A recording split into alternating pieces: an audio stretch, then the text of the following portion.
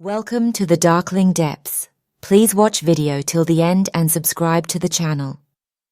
Don't forget to give your feedback in the comments. Now, let's dive into the darkness.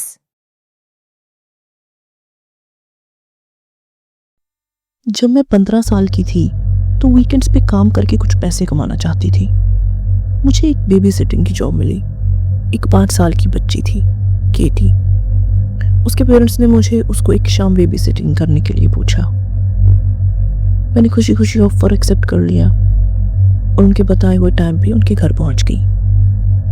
जाने से पहले उसके parents ने मुझे एक बात बताई कि केटी के कुछ इमेजिनरी फ्रेंड्स हैं। कभी कभी देर रात वो उनसे बातें करती है। अगर ऐसा कुछ हो तो मैं घबराऊं ना।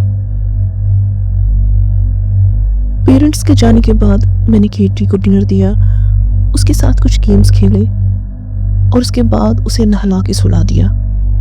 उसके सोने के बाद मैं नीचे वाले कमरे में जाके अपना होमवर्क करने लग गई। करीब 1 घंटे बाद मुझे केटी के रूम से एक आवाज आई। मुझे लगा शायद वो मुझे बुला रही है। मैं भाग के उसके रूम में गई। जैसे ही मैंने उसके रूम का दरवाजा खोला, वो अंधेरे में उठ के बैठी हुई थी और क्लोजेट की तरफ देख के बातें कर रही थी। मैं थोड़ा घबरा गई। धीरे से केटी के पास गई। वो कुछ बड़बड़ा रही थी। कुछ समझ नहीं आ रहा था कि वो क्या बोल रही है। केटी, तुम किससे बातें कर रही हो? मैंने पूछा। Man with the red face। ये सुन के मैं कांप उठी। क्या वो तुम्हारे क्लोजेट में है? हाँ, वो मुझे देख के फनी फेसेस बनाता है। वो कैसा दिखता है? मैंने डरते हुए पूछा। उसने मुझे एक अजीब सा चेहरा बना के दिखाया, जैसे किसी इंसान का गला घोटा जा रहा हो और वो सांस ना ले पा रहा हो। मैंने एकदम से दरवाजा बंद किया और वहां से बाहर आ गई। तभी केटी ने जोर जोर से चिल्लाना शुरू कर दिया। मैंने झट से दरवाजा खोला। जाओ यहां से। वो बार बार यही चिल्ला रही थी। मैंने उसे शांत करने की कोशिश की और उससे पूछा, तुम किस पे चिल्ला रही हो? किसे जाने के लिए कह रही हो? उस औरत को। कौन सी औरत? वो औरत जो हमेशा आती है। उससे ये आदमी बिल्कुल पसंद नहीं है। क्या उस औरत का भी फेस रेड है? नहीं, उसका कोई चेहरा ही नहीं है। कहाँ है वो औरत? मैंने पूछा। केटी का जवाब सुन के मेरी डर से जान निकल गई। वो छत पे स्पाइडर की तरह चल रही है। मैंने किसी तरह उसे सुलाया। उसके सोने के बाद मेरे से उस घर में रुका नहीं जा रहा था। मैं डर से कांप रही थी। जब उसके पेरेंट्स घर वापस आए, मैंने कुछ बताए बिना जल्दी से वहां से चली गई। अपने घर पहुंच के मेरी जान में जान आई। थकान की वजह से मुझे नींद आ गई। अगले दिन मैं उस घर की हिस्ट्री के बारे में पता कर रही थी। मुझे एक बहुत शॉकिंग बात पता चली। उस घर में एक फैमिली रहती थी। हस्बैंड को पता चला कि उसकी वाइफ का अफेयर चल रहा है। बहुत झगड़ा हुआ दोनों पति पत्नी में और वो आदमी गुस्से में पागल हो गया था। उसने अपने दोनों बच्चों को चाकू घोंप के मार दिया। अपनी वाइफ के फेस की स्किन नोच डाली, सारी स्किन निकाल दी। वो पूरा अपनी वाइफ के खून में भर गया था, जिसकी वजह से उसका फेस रेड हो गया था। जब उसको होश आया, उसने खुद को फांसी लगा ली। अब जो केटी ने बताया, मुझे सब समझ आ गया। क्यों उस आदमी का फेस रेड था, क्यों उस औरत का चेहरा ही नहीं था, और क्यों वो आदमी वैसा फेस बनाता था। मैंने दोबारा उस फैमिली के लिए कभी भी विजिट नहीं किया। कुछ महीनों बाद वो फैमिली उस घर से चली गई। आज तक वो घर खाली है।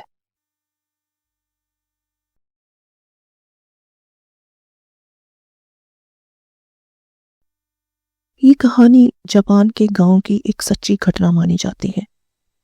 जापानीज अर्बन लेजेंड आकामांतो या रेड क्लॉक इसी से इंस्पायर्ड है। बात 1935 की है। सर्दियों की एक रात बहुत तेज बर्फ का तूफान आ रहा था। एक घर में एक फैमिली सुकून से सो रही थी, 3 बच्चे और उनकी पेरेंट्स। आधी रात उनकी नींद दरवाजे पे हुई दस्तक से टूटती है। माता पिता उठ के देखते हैं। पिता ने जब दरवाजा खोला तो देखा एक अजीब सा आदमी जिसने एक लंबा सा रेड केप पहना है। वो सर से पैर तक पूरा ढका हुआ है। उसका चेहरा भी नहीं दिखाई दे रहा। वो उसके सामने खड़ा है। उस आदमी ने कहा, मुझे आपके रिश्तेदारों ने भेजा है। आपकी माँ की तबीयत बहुत खराब है। वो अपनी आखिरी सांसें ले रही है। वो आपको एक आखिरी बार देखना चाहती है। पिता उसी वक्त उस अजनबी के साथ अपनी माँ के घर के लिए निकल पड़ते हैं।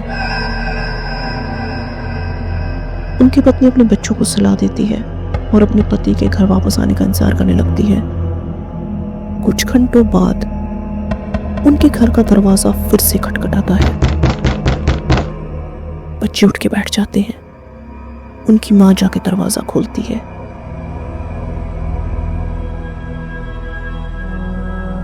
वो उस रेड केप वाले आदमी को अपने सामने पाकर हैरान रह जाती है।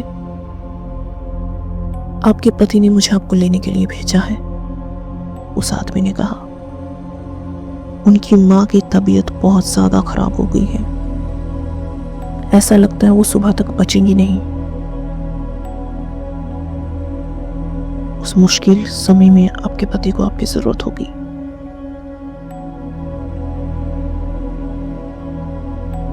जैसे कि उसके पति ने किया था, ये भी वैसे ही करती है। बिना कुछ सोचे समझे जल्दी से जाने के लिए तैयार हो जाती है। वो अपने बच्चों को अपने पड़ोसी के घर में छोड़ देती है, जहां एक बुजुर्ग महिला थी। उसने उससे अपने बच्चों का ख्याल रखने के लिए कहा। फिर अपने बच्चों को गुड बाय बोलने के बाद उस तूफानी रात में उस रेड केप वाले आदमी के साथ चली गई। करीब 2 घंटे बाद उस पड़ोसी के घर का दरवाजा खटखटाता है। वो बुजुर्ग औरत दरवाजा खोलती है तो पाती है कि वही रेड केप वाला आदमी उनके घर की बाहर खड़ा था। वो कहता है उसे बच्चों से बात करनी है। मुझे बताते हुए बेहद अफसोस हो रहा है कि बच्चों की दादी नहीं ली, उसने कहा। इन बच्चों के माँ बाप ने मुझे इन्हें लाने के लिए भेजा है। वो इनकी दादी के घर पे इंतजार कर रहे हैं। बच्चे पीछे खड़े होकर ये सुन लेते हैं और उस अजनबी के साथ चलने के लिए तैयार हो जाते हैं। लेकिन वो पड़ोसन, उससे कुछ शक होता है और वो उन बच्चों को रोक देती है। वो दरवाजे के बीचों बीच खड़ी हो जाती है और उन बच्चों को ले जाने से मना कर देती है। तुम इन बच्चों को इतनी रात ऐसे लेके नहीं जा सकते, उस पड़ोसन ने कहा। और वो भी इतने भयानक तूफान में। बच्चे बीमार हो सकते हैं सर्दी से। कल चले जाएंगे। इनकी दादी की मौत हो चुकी है ना, तो सुबह भी वो मरी होगी। कोई बात नहीं, सुबह चले जाएंगे। रेड केप वाला वो आदमी बार बार उस लेडी से बोलता रहा कि बच्चों को उनके साथ भेज दे, लेकिन वो लेडी अपनी बात पे डटी रही। उसका हर बार जवाब ना ही होता।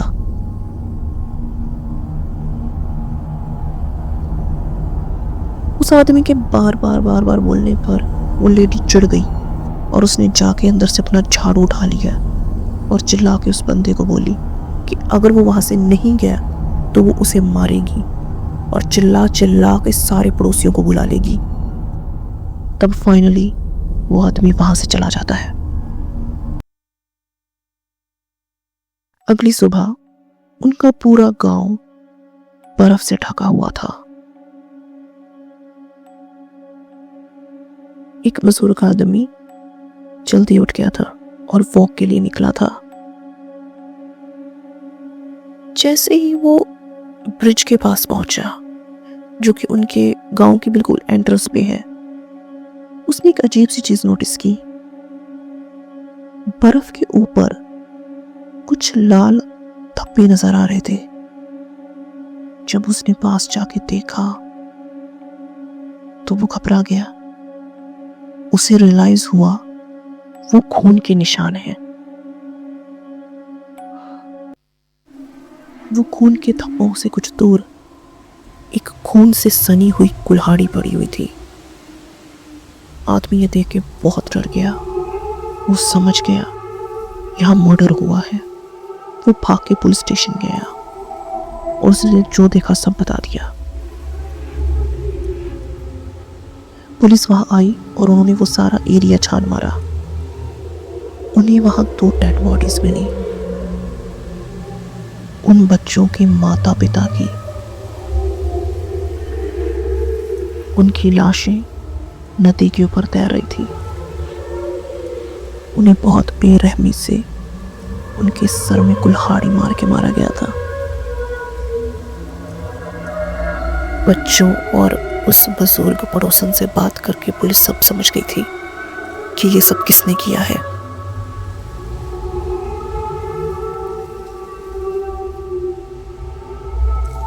वो रेड केप वाला आदमी जो बार बार बच्चों को अपने साथ ले जाने की कोशिश कर रहा था, उसी ने इस भयानक घटना को अंजाम दिया था। अगर वो बुजुर्ग महिला उन बच्चों को साथ में ले जाने से मना ना करती तो वो हैवान उन बच्चों को भी मार देता। इस हादसे ने पूरे गांव को दहला दिया था। लोग रात को अपने ही घर में डरने लग गए थे। पुलिस को कभी भी पता नहीं चला कि वो आदमी कौन था और ये मिस्ट्री अनसॉल्व्ड ही रह गई। किसी ने उस आदमी का चेहरा नहीं देखा था। किसी को नहीं पता वो अजनबी कौन था, कहां से आया और कहां चला गया।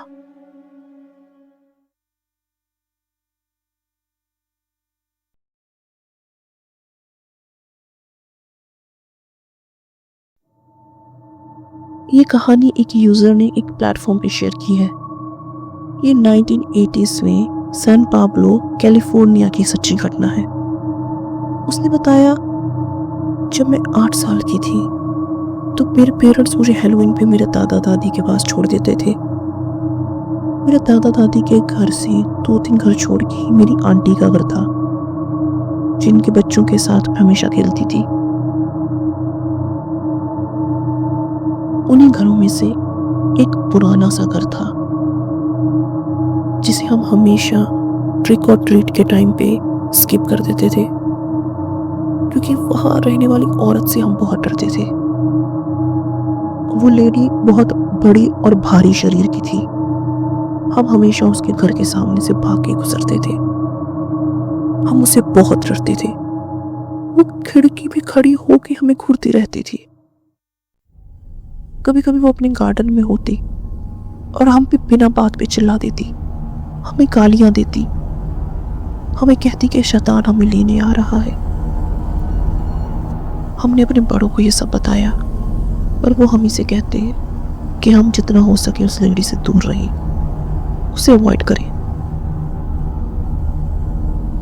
एक हैलोवीन जब हम ट्रिक और ट्रीट कर रहे थे तो मेरी कज़न ने मुझे डेयर दिया कि मैं उस लेडी के घर जाऊं और उसका डोर नॉक करूं।